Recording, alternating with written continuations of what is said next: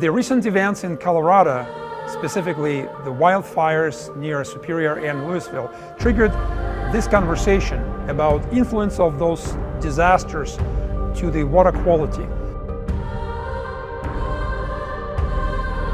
Events we're discussing, they are becoming more and more severe, more and more frequent.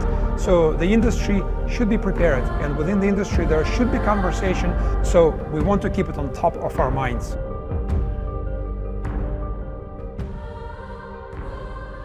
Here at Soldier Canyon, we have two sources. We have Horsetooth Reservoir, which actually the sheer size of that reservoir can take the brunt of the impact of wildfires quite well. During the summer, we get to add Cache La Poudre River water as another source.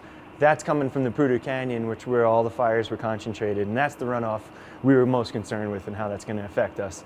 What we did experience was a heavy loading of sediment and ash. There was heavy sediment that would be running on the bottom of the canals and settle in low points, and then started to fill our sedimentation pond and started to fill our pipeline that brought it here. Additionally, we had ash, light ash that was on top of the water floating. So it was everywhere. We had the light stuff on top, the heavy stuff settling in the bottom, and everything in the middle. And that's when we saw the canal go visibly black. When wildfires happen, they burn a lot of vegetation, and it stops preventing the mudslides at the most severe consequences, but probably just the regular runoff, a lot of ash coming downhill to contaminate watershed one way or another. So everything comes down to the streams of the rivers, or it runs down to the reservoirs, and of course the water quality in those water bodies suffers.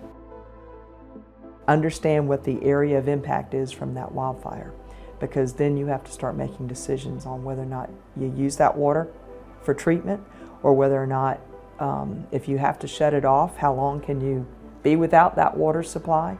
South Carolina is pretty much a water-rich state, and so when we had this wildfire, it was totally unexpected. It was something we rarely experienced. I can say in my 30 years of experience, I never experienced a wildfire. Our first response was to go ahead and to close off the intakes from the reservoirs, so that we were not pulling water out of the reservoir that was affected by the wildfire.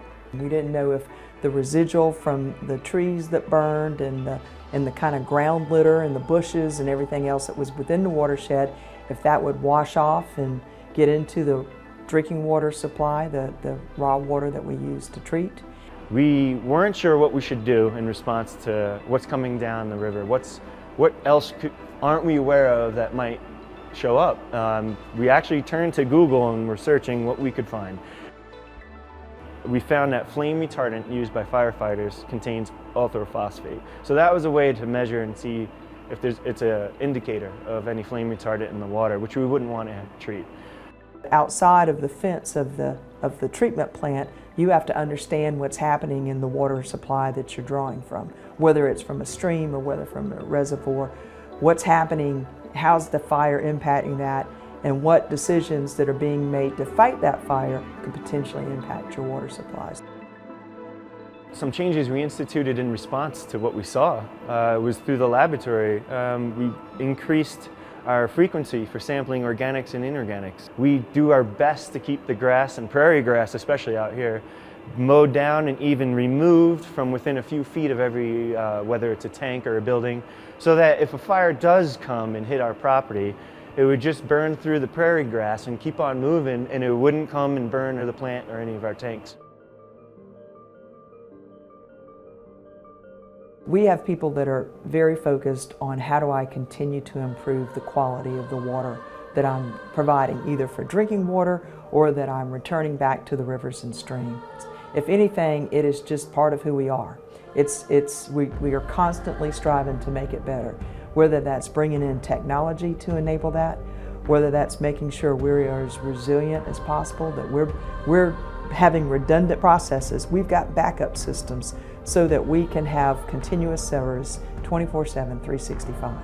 And in doing that, I think that much like we're talking, how do you prepare yourself for that? How do you make plans? How do you build this in part of your resiliency plan to make sure that you can do that?